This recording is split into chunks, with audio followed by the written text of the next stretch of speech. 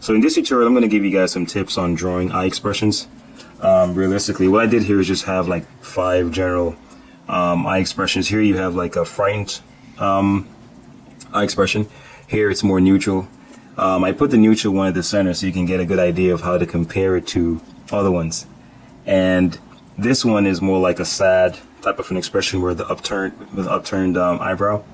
Here the eyes are like squinting, and here it's more like an angry type of expression. And I guess this will lead towards, as I do the overall portrait drawing of the entire head. And an important thing to know is that most of the expression of the face is communicated through the eyes. Right? So the more familiar you are with drawing realistic eyes, the more effective you are with communicating expression of the face. All right. So I guess I'll start with with this one, the kind of frightened eye first. Kind of sketched them out in pencil, but you know, which pretty much resolves certain issues as far as proportion and stuff, which is what you have to pay attention to. But as far as pen and ink, it's really just about learning how to use the right strokes and so on to complete your drawing. All right, so let me go in and just start doing the line work for this. So I'm pretty much just going to complete the outline here so you can see.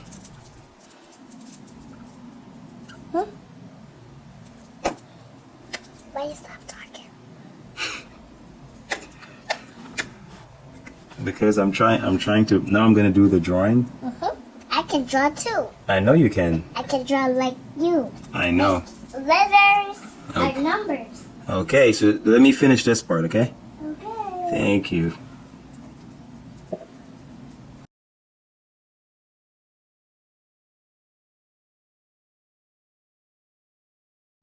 When you're drawing the eyes, especially with light from above, which is, generally the situation in most cases, the lower eyelids generally have light shining on top of it. So that means the lower eyelids will almost always be light and the upper eyelids will be in shadow, right? Well, the edge of it will be in shadow. So I try, especially using pen and ink, I try to use very light lines in treating the lower eyelid.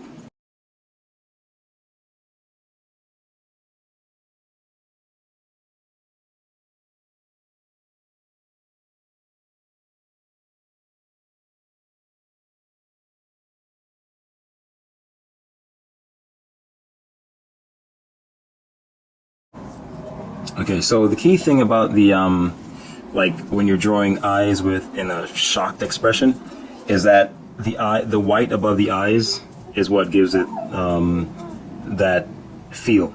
Okay, it's just like, for example, if you look at someone, there's some people who naturally the eyes are almost like barely touching the top, and it generally gives a really weird type of a look. It's almost like they constantly have the eyebrows up, whether or not they're surprised. It's like people who have a constant surprise expression.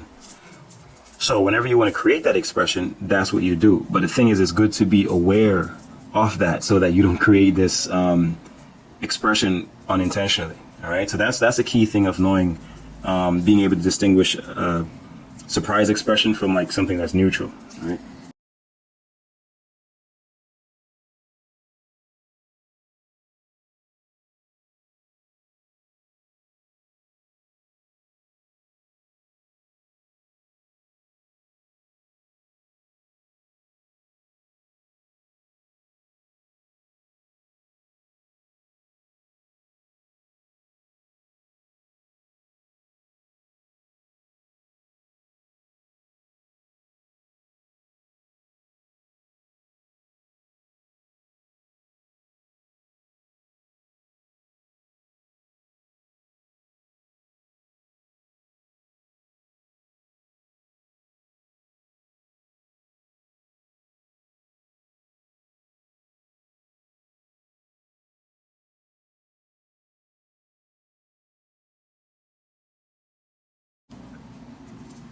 And of course, this is the eyebrow up here. I'm not gonna pretty much shade or put in too much values on the upper eye of the eyebrows to develop it. I'm just focusing on the expression of the eyes here.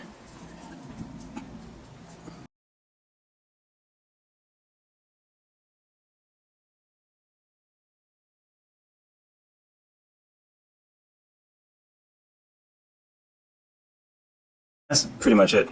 Now I'll go into the neutral. Actually, I should have done the neutral expression first, but I figured I'd do it in the middle so that way we can see it much more easily. Now, the neutral expression, the eye is generally cut off.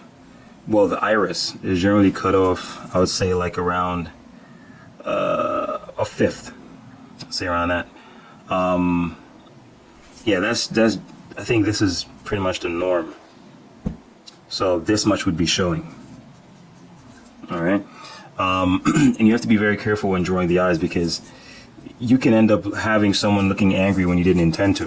All right, so it's good to have an idea, and also the pupil is almost always, well, should always be visible.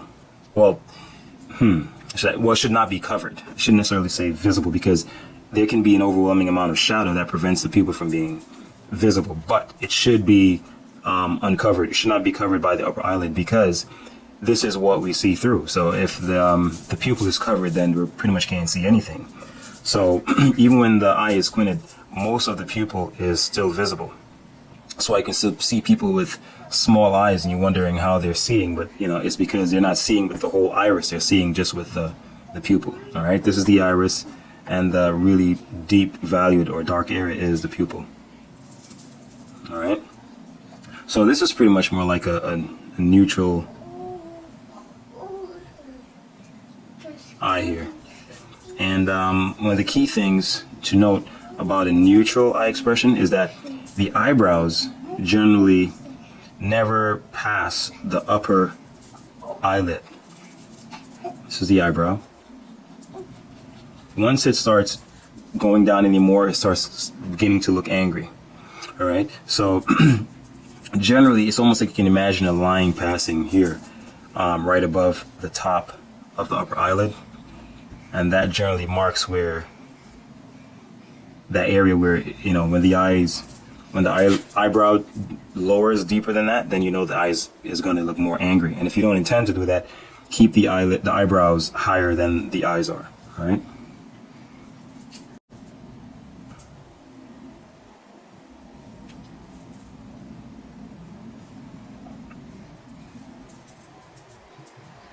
And when I'm going to shade this eye a little bit differently than I did with this one. See, now I'm making the lines radiate. So the pattern is showing value as well as the lines are showing a pattern as well as the value.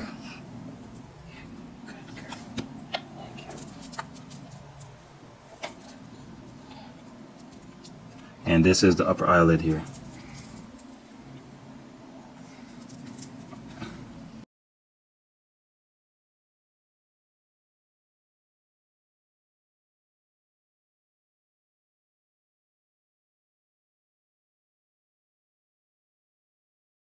As far as the area, the space under the iris, that's pretty much arbitrary. Okay, you can have it touching or you can have space. That won't affect how neutral the expression is. And when I say neutral, I just mean like a normal eye expression. Like the eye is not necessarily showing any particular feeling or expression. It's just like someone just looking.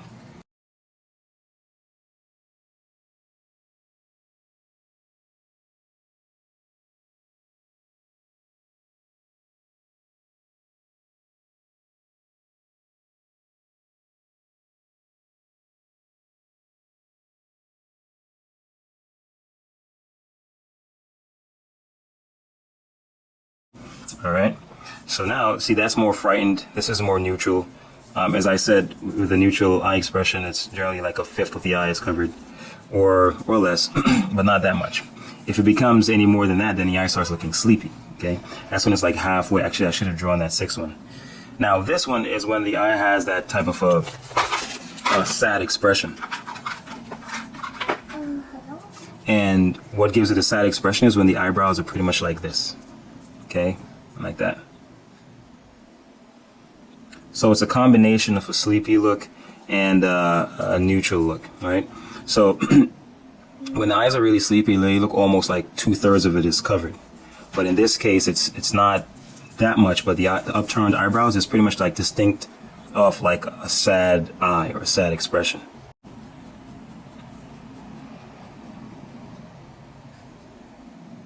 So pretty much the same routine in drawing the eyes. What time is it? Daddy, Hmm? what time is it? I don't know. I was checking the clock. You were? Yeah, it was, 8 and 1. 8 and 1? Uh-huh. Is it 8:11? Yes.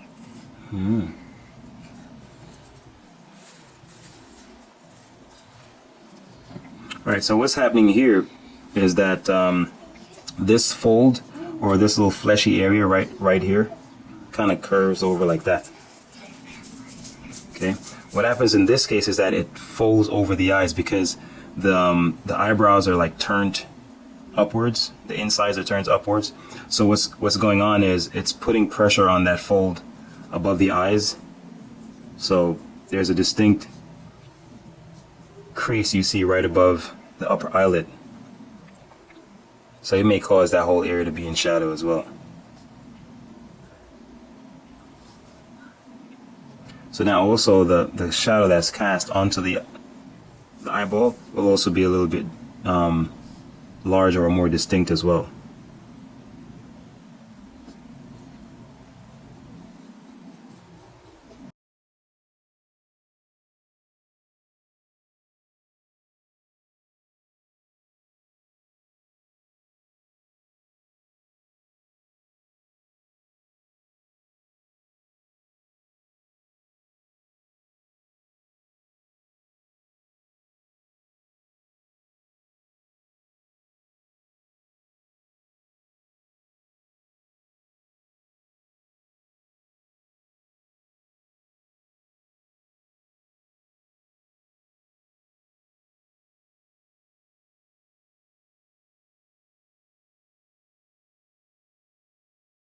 That's the main thing. The distinct thing about drawing sad eyes is that the inner eyebrow, well, the inner part of the eyebrow is turned up, so it has more like this shape, all right?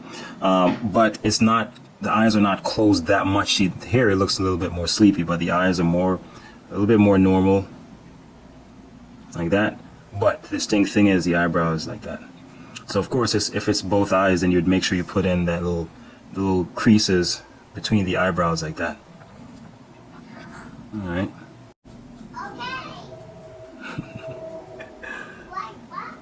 Yep.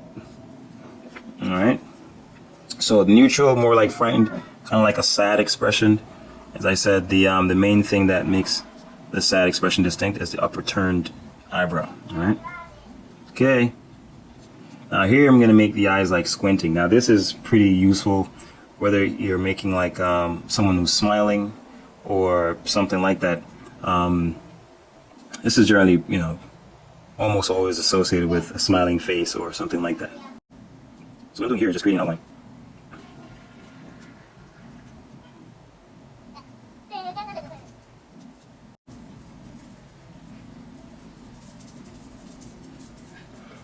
Another thing that I generally advise a lot is I always encourage people whenever they're drawing, especially with pen and ink, is to practice drawing older people because they have so many wrinkles, and so on. So it gives you a lot of practice as far as like forms and so on. But on the other hand, like drawing children and women are also challenging as well because they don't have that many wrinkles. I would say men are perhaps easiest to draw because the face are block-like and very angular. But with women and children where the faces are like so smooth and there's not that many wrinkles, it's it can be pretty challenging. Because then you have to be a lot more subtle and economical with the types of strokes that you use. So I just created the outline here. And if you notice, I just use basic types of lines like these to create the wrinkles.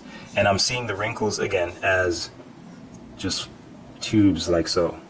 So it's almost like you can picture this as a cylinder and it's like that. Upside down. All right. So instead of drawing the line, I draw the line in pencil and then I just do this in ink. That's essentially what's going on, all right?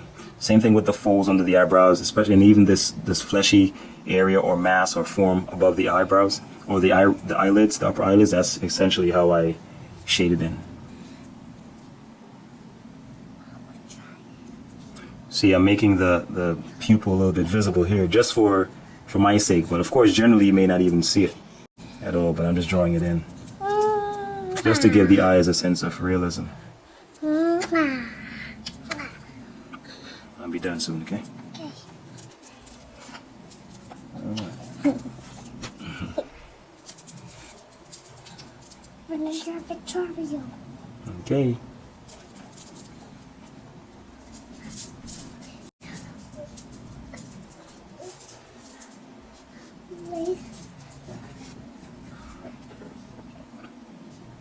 So you see the eye visible there? But I won't even put a sparkle because generally you won't see the sparkle because the eyes are so almost shut, and also the shadow cast from the upper eyelid pretty much makes everything like obscure. So even though I drew it, it's still somewhat shaded out.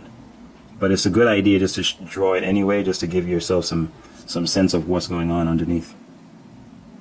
So I mean, you can leave it like this, or you can go in and render it a little bit more to make the forms a little bit more pronounced. It's up to you really how you want to treat it. But you can see I'm not really rendering too heavily with these. Now with the under the bottom of the crease, what I'm doing here is I'm strengthening the line, if you notice. So it gives the eye some weight. This is good practice when you're trying to distinguish like the important forms from the lesser ones. You make the contours of the lines, the contours that matter, you make the lines a lot bolder, and the inside forms, you make the lines really light. So like here, for example, where the beginning of the crease, I'll make it really bold, and as the lines go out, they get lighter. They get lighter. And of course, the inner corner of the eyes always have a shadow that's close to the eyebrow right here, almost always. That's because of the form of the skull. Because what goes on here, where the eyes meet the nose, it's like this. Can I show it here? See, this is the brow ridge, and then goes here into where the nose begins, right, like that. So this is the side of the nose. So it's almost always in shadow because it's facing inside and down. And then the eyes would be here. So this area would be right here. So it's facing downwards almost always. So that's why there's always a shadow in this area. All right.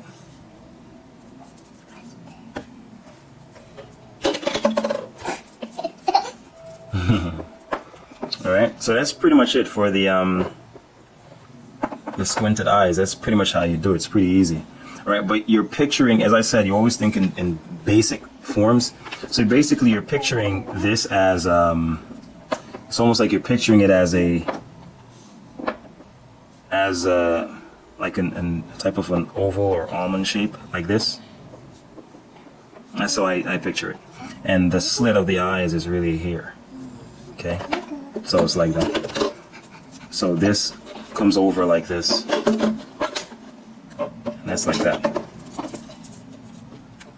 All right, and that's how you picture this. And same thing with the area above the eyes. It's really just essentially just a cylinder like that.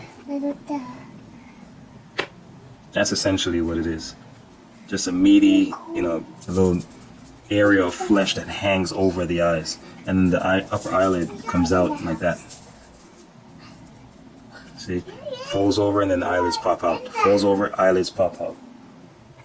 All right, so let's do the angry eye expression.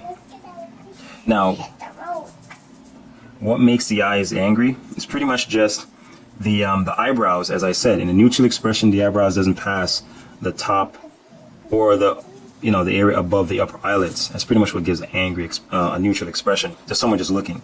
As soon as the eyebrows are pulled down towards each other and down, automatically this fleshy area weighs down on the eyes. So notice with this one, you can see the upper eyelid, you can see the space of the upper eyelid here, even here and here. It's pretty much under this fold. Here it's pretty much gone because the fold is pulled down over the eyes. So this is this crease, this crease, this is it. So now it's pulled over the eyes.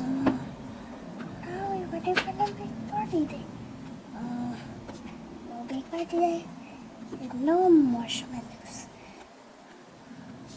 And the eyebrows are pulled downwards. See, if you look where the eyes are here, the eyebrow doesn't pass that. Here is where the top of the eyelids are, and the eyebrows is past that mark. And that automatically creates the angry eye expression. Because by pulling the eyebrows down, you pull the fold of flesh over the eyes, and you also hide a part of the eye. So now the shape is something like that. Hey guys. Bye-bye. See, that's the shape now. And the eyebrows follow. So again, the pupil also has to be visible. Okay, otherwise you wouldn't be able to see anything. All right? Then you'd be pretty much blinded.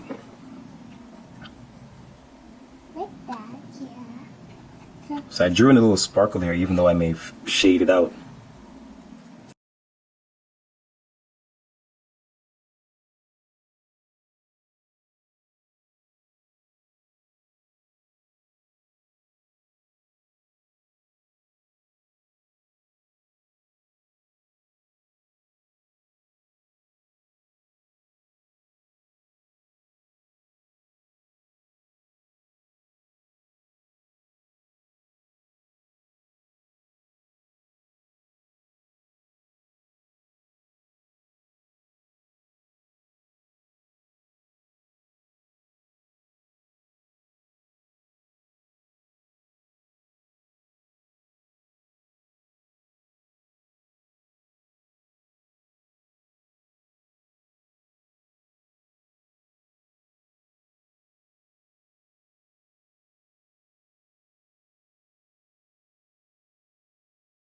Always more shadow at the top, and naturally because the upper eyelid is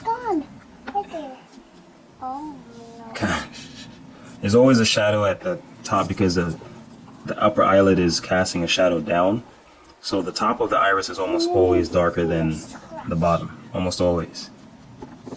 Maybe in this case where the iris is pretty isolated.